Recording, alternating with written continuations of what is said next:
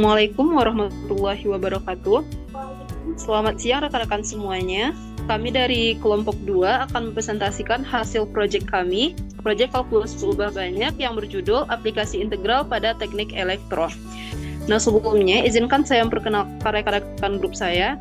Yang pertama, saya sendiri yaitu Zikrafda Haisyah dengan NIM 23029041. Next. Kemudian rekan-rekan saya yang pertama ada Maulana Arifin dengan NIM 923029024, Fitri Fauziah dengan NIM 23029042. Kemudian yang terakhir ada Putri Mulia Berlian dengan NIM 23029031. Baik, kita langsung saja pada materi pertama, yaitu pengertian integral yang akan saya jelaskan sendiri.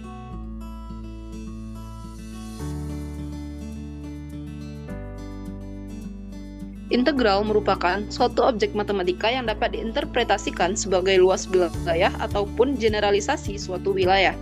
Nah, selain itu, integral juga merupakan suatu konsep dasar dalam matematika, khususnya pada kalkulus, yang berkaitan erat dengan penjumlahan kontinu. Oleh karena itu, secara umum, integral itu dapat dipahami sebagai kebalikan dari turunan atau anti-turunan, serta alat untuk menghitung luas, volume, panjang kurva, dan besaran-besaran dari fisika. Nah, secara historis dan konseptual, integral itu berasal dari upaya menghitung luas daerah yang dibatasi oleh kurva. Nah, oleh karena luas tersebut tidak selalu dapat dihitung dengan penjumlahan biasa, digunakanlah pendekatan penjumlahan tak hingga dari bagian-bagian yang sangat kecil, atau yang lebih sering kita dengar dengan integral Riemann. Nah, oleh karena itu, notasi matematika yang digunakan atau lambang dari integral sendiri itu adalah S yang diperpanjang atau S yang memanjang, yang merupakan singkatan dari sum atau berarti penjumlahan. Nah, integral sendiri itu terbagi menjadi dua bagian. Yang pertama, integral tak tentu atau undefined integral. Yang kedua, ada integral tentu. Untuk jenis integral yang pertama, yaitu integral tak tentu. Pengintegralan fungsi fx yang ditulis sebagai integral dari fx terhadap dx itu disebut sebagai integral tak tentu dari fx jika f besar x adalah turunan dari fx. Nah, sehingga integral dari fx dx itu sama dengan fx tambah c, yang dimana c ini itu merepresentasikan konstanta sembarang. Nah, rumus dasar integral tak tentu dari fungsi aljabar yaitu, nah, jika f aksen x itu sama dengan x pangkat n, maka fx itu sama dengan 1 per n tambah 1 dikali dengan x pangkat n tambah 1 dan kemudian ditambahkan dengan konstantanya, yang dimana n ini tidak sama dengan negatif 1. Nah, dengan c itu merupakan suatu konstanta. Nah, misalnya k itu merupakan suatu konstanta real sembarang, fx dan gx itu merupakan fungsi yang dapat diintegralkan, maka akan berlaku dua hal di sini, yaitu yang pertama, integral dari dx itu sama dengan x tambah c. Atau di sini integral dx ini sama dengan integral 1 dx atau dapat tidak tulis. Yang kedua adalah integral k fx dx itu sama dengan k dikeluarkan, kemudian diintegralkan fungsi fx dx. Dan juga untuk penjumlahan dan pengurangan, integral dari fx plus minus gx dx itu sama dengan integral fx dx plus minus gx dx. Dan untuk yang terakhir yaitu integral a xn dx itu sama dengan a per x tambah 1 xn tambah 1 dan ditambah dengan konstanta. Next.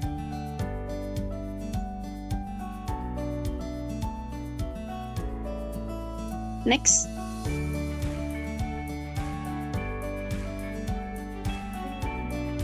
Nah, integral tak tentu itu terbagi menjadi dua, yaitu integral fungsi aljabar dan juga fungsi trigonometri.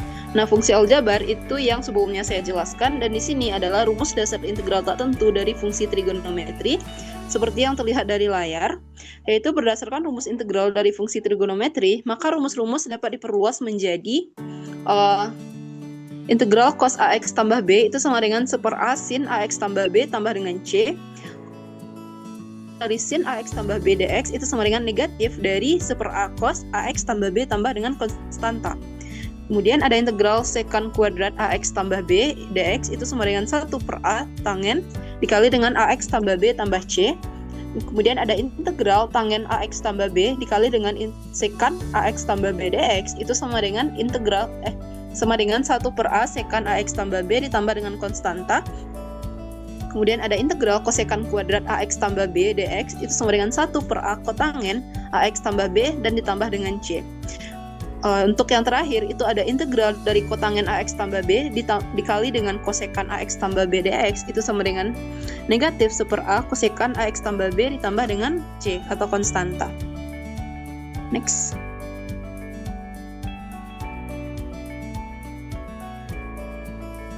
Nah, integral tak tentu itu dapat digunakan untuk beberapa hal di bawah ini. Yang pertama adalah untuk menentukan suatu fungsi jika turunan dari fungsinya itu diberikan. Yang kedua adalah untuk menentukan posisi, kecepatan, dan percepatan suatu benda pada waktu tertentu. Nah, misalnya S itu menyatakan suatu posisi benda. Nah, kecepatan benda itu dapat dinyatakan dengan V, dan percepatan suatu benda itu dinyatakan dengan A. Nah, sehingga hubungan antara S, V, dan A itu adalah V itu sama dengan turunan S terhadap T. Nah, sehingga S itu diintegralkan V itu sama dengan integral V dt. Dan A itu sama dengan turunan dari V terhadap T, sehingga V itu sama dengan integral A terhadap T. Next.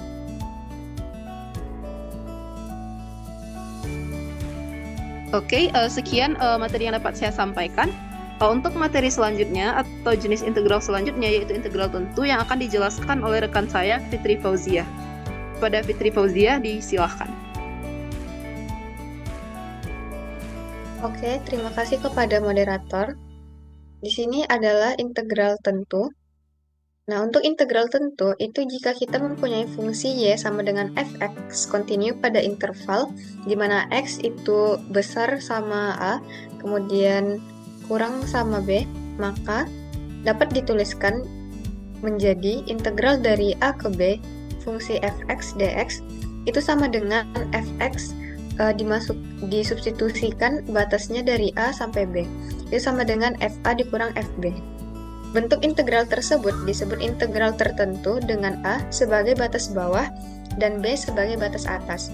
Nah, disinilah definisi integral itu dikenal juga dengan teorema dasar kalkulus.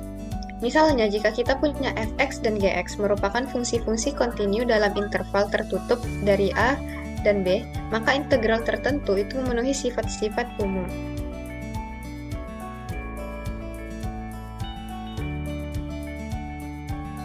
Untuk penggunaan integral tentu sendiri, itu yang pertama adalah untuk menentukan luas daerah antara kurva dan sumbu x.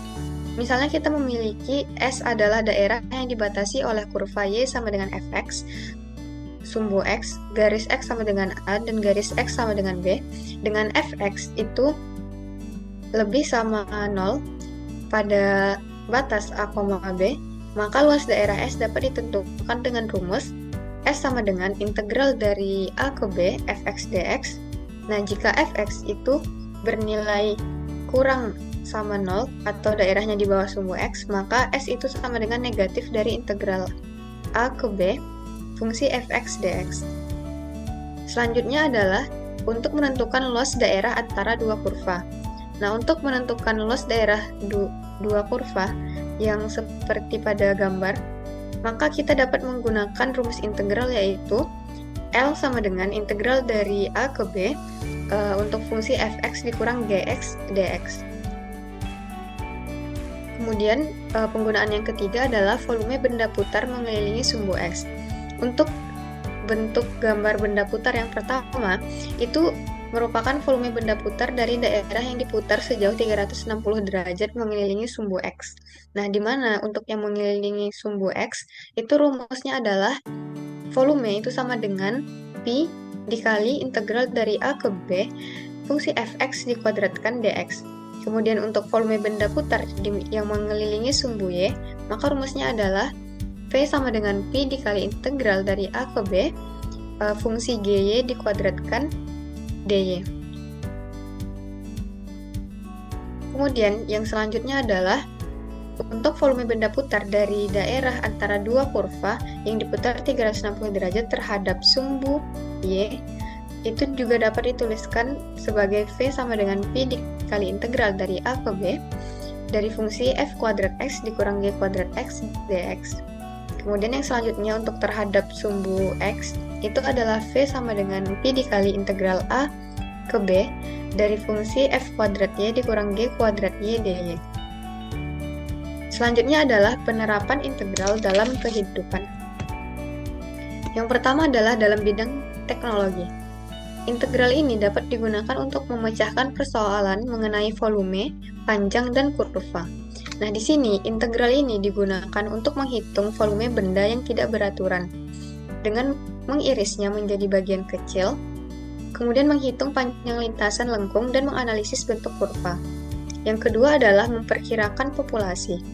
Jika kita mengetahui laju jumlah pertumbuhan populasi, misalnya 2% per tahun, maka integral dapat digunakan untuk menghitung total populasi di masa depan. Yang ketiga adalah keluaran kardiak, usaha, gaya, serta surplus konsumen. Yang selanjutnya adalah bidang ekonomi. Integral digunakan yang pertama untuk menentukan persamaan dalam perilaku ekonomi. Integral ini digunakan dalam pemodelan ekonomi seperti fungsi produksi, konsumsi, dan investasi yang melibatkan akumulasi. Yang kedua, integral digunakan untuk mencari fungsi konsumen marginal. Jika diketahui utilitas marginal, integral dapat digunakan untuk memberikan fungsi utilitas total. Yang selanjutnya, mencari fungsi asal dari fungsi marginal, serta mencari fungsi penerimaan total dari fungsi marginal. Yang ketiga adalah pada bidang matematika. Integral digunakan untuk menentukan luas suatu bidang. Yang kedua menentukan volume benda putar, serta menentukan panjang busur. Yang keempat, pada bidang fisika, integral digunakan untuk menghitung luas daerah di bawah kurva dalam grafik perpindahan, kecepatan, dan percepatan. Yang kedua, digunakan untuk analisis rangkaian listrik arus AC, medan magnet pada kumparan, dan gaya-gaya pada struktur pelengkung. Kemudian yang terakhir adalah menghitung posisi, kecepatan, energi, serta fluks. Yang kelima adalah pada bidang bioteknologi. Pada bidang ini, integral digunakan untuk menghitung akumulasi populasi mikroorganisme, konsentrasi obat, atau jumlah substrat yang terpakai dalam reaksi kimia. Yang keenam adalah pada bidang teknik. Integral digunakan untuk mengetahui volume benda putar, seperti pada desain pipa, tangki, dan rotor dengan metode cakram atau cincin. Yang kedua adalah mengetahui luas daerah pada kurva. Nah, di sini integral digunakan untuk menghitung luas penampang benda teknik yang tidak beraturan. Yang terakhir adalah menghitung distribusi tegangan, aliran fluida, dan perhitungan momen inersia. Baiklah, sekian dari saya kembalikan kepada moderator. Oke, terima kasih kepada Fitri Fauzia. Untuk materi selanjutnya yaitu penerapan integral dalam teknik elektro yang terbagi menjadi dua kasus. Yang kasus pertama yang akan dijelaskan oleh Maulana Arifin. Kepada Maulana Arifin, disilahkan. Baik, terima kasih kepada moderator. Sekarang kita masuk ke salah satu contoh pembahasan yaitu case 1. Sini kita akan melihat penerapan nyata integral tentu dalam kehidupan sehari-hari untuk menghitung volume sebuah benda yang bentuknya tidak beraturan. Yaitu case 1 di mana pada suatu hari Supri sedang berjalan-jalan, kemudian dia melihat sebuah gardu listrik yang sudah tidak terpakai. Kemudian penasaran untuk menghitung volume gardu. Supri mengukur gardu tersebut dan data yang didapat Supri ialah jari-jari atas dan bawah gardu sekitar 30 cm dan jari-jari tengahnya adalah 40 cm.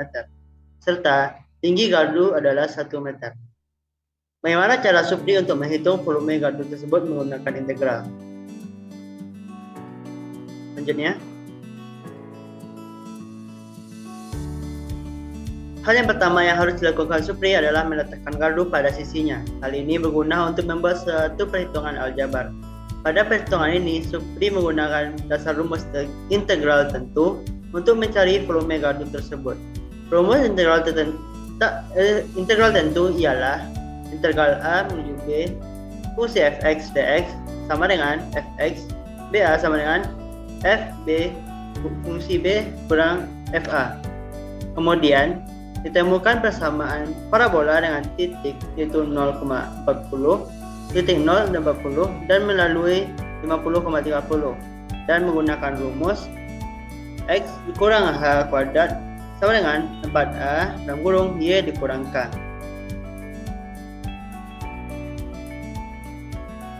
Next.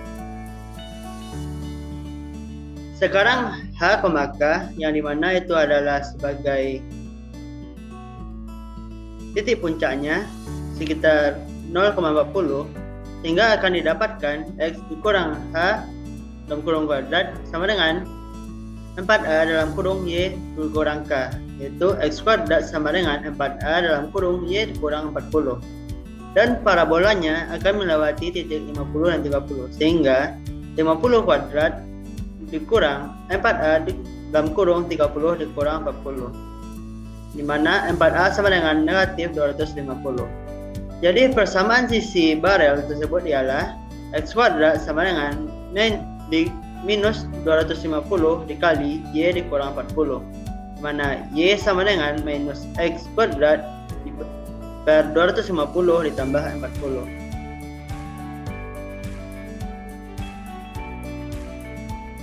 Selanjutnya,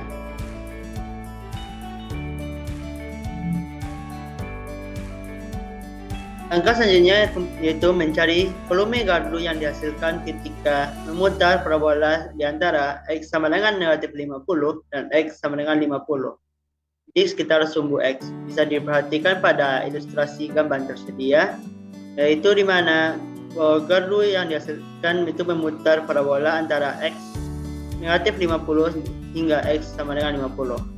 Dan perhitungan integralnya itu ialah volume sama dengan P integral B menuju A Y kuadrat dx, di mana sama dengan negatif 50 menuju 50 dikali negatif X kuadrat per 250 ditambah 40 dalam kurung kuadrat dx, dan sehingga didapat perhitungannya yaitu P dikali 94333,33 dikurang negatif 94333,33, di mana didapatkan hasilnya yaitu 713,97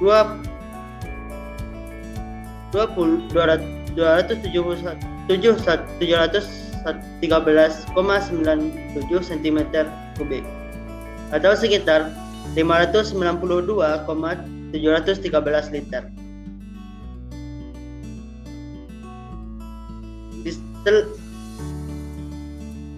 Oke, sekian dari saya kembalikan kepada moderator. Oke, terima kasih kepada Maulana Arifin. Untuk kasus selanjutnya yang akan dijelaskan oleh rekan saya, Putri Mulia Berlian. Kepada Putri Mulia Berlian, disilahkan. Baik, terima kasih kepada moderator. Di sini saya akan menjelaskan tentang kasus kedua kami. Di sini kasusnya adalah pada suatu partikel bergerak sepanjang garis lurus di mana percepatannya adalah 2T kurang 1. Jika pada saat waktu atau T sama dengan 1, kecepatannya 3 dan panjang jalan yang ditempuh adalah 4, nyatakan kecepatan dan panjang jalan yang ditempuh sebagai I fungsi dan waktu. Nah, untuk menyelesaikan permasalahan dari kasus ini, pertama kita akan misalkan S itu sebagai panjang jalan, V itu sebagai kecepatan, dan A itu sebagai percepatan. Sedangkan T menyatakan sebuah waktu. Karena yang telah kita ketahui tadi dari materi, A itu sama dengan dV per dt, atau ini menggunakan integral tak tentu, maka dV per dt itu sama dengan 2T dikurang 1 atau dV itu sama dengan 2T dikurang 1 dt. Nah, kemudian dari dV sama dengan 2T kurang 1 dt itu kita akan integralkan kedua ruasnya, di ruas kanan dan ruas kiri. Maka integral dV itu sama dengan integral 2T kurang 1 dt. Di sini kita peroleh integral dari dV itu sama dengan V, dan integral dari 2T kurang 1 dt itu adalah T kuadrat dikurangin 1 ditambahin C1 atau konstanta. Nah, kemudian di soal tadi kita ketahui T-nya itu sama dengan 1 dan V-nya itu sama dengan 3. Ketika kita substitusi mensubstitusikan nilai T sama dengan 1 dan V sama dengan 3 ke dalam persamaan dari integral dV tadi, maka kita peroleh nilai dari C1-nya itu sama dengan 3. Akhirnya, diperoleh kecepatan partikelnya itu sama dengan V sama dengan T kuadrat dikurangin T ditambahin 3. Selanjutnya, kita akan mencari panjang jalannya. Di sini kita menggunakan ds per dt itu sama dengan v, sehingga di sini diperoleh v yang telah kita ketahui tadi, yang telah kita dapatkan tadi, ds per dt itu sama dengan t kuadrat dikurangin t ditambah 3, atau ds itu sama dengan t kuadrat dikurangin t ditambah 3 dt. Kemudian sama seperti tadi, kita lakukan pengintegralan di antara kedua ruasnya, yaitu ruas kiri dan ruas kanan, yaitu integral ds sama dengan integral t kuadrat dikurangin t tambah 3 dt, sehingga di sini kita memperoleh hasil untuk integral ds itu sama dengan s, dan integral dari t kuadrat dikurangin t tambah 3 dt itu adalah 1/3 t pangkat 3 dikurangin 1/3 t pangkat 2 ditambah 3 t ditambahin c2. Nah, karena yang kita ketahui tadi S-nya adalah 4 dan T-nya itu sama dengan 1, ketika kita substitusi ke dalam persamaan S yang telah kita peroleh, itu menjadi 4 sama dengan 1/3 dikali 1 pangkat 3 dikurangin 1/2 dikali 1 pangkat 2 ditambah 3 kali 1 ditambahin C2. Sehingga kita mendapatkan nilai dari C2-nya yaitu 1/2 atau juga 7/6.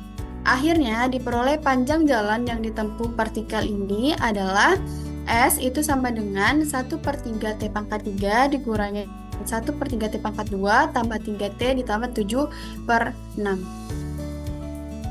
Sekian dari saya kembalikan kepada moderator. Oke, terima kasih kepada rekan saya Putri Mulia Berlian. Dengan berakhirnya penjelasan tadi, maka berdasarkan keseluruhan presentasi dapat disimpulkan bahwasanya kalkulus itu mempunyai cabang utama yaitu kalkulus diferensial dan kalkulus integral. Nah, sedangkan kalkulus integral yaitu yang kita gunakan pada kasus-kasus ini itu terbagi menjadi dua macam, yaitu integral tertentu dan integral tak tentu. Nah, dan cabang-cabang dari kalkulus ini itu mempunyai banyak aplikasi baik dalam kehidupan sehari-hari, dalam dunia pendidikan ataupun kesehatan, serta dalam bidang teknologi elektro seperti yang dijelaskan sebelumnya. Nah, seperti yang dibahas dalam makalah ini, ternyata integral itu memiliki aplikasi dalam dunia pendidikan sains, yaitu dalam bidang teknik, khususnya teknik elektro. Nah, baik, hanya sekian yang dapat kami jelaskan terkait penerapan integral dalam teknik elektro. Kami mohon maaf jika ada kesalahan kata. Kami tutup dengan wassalamualaikum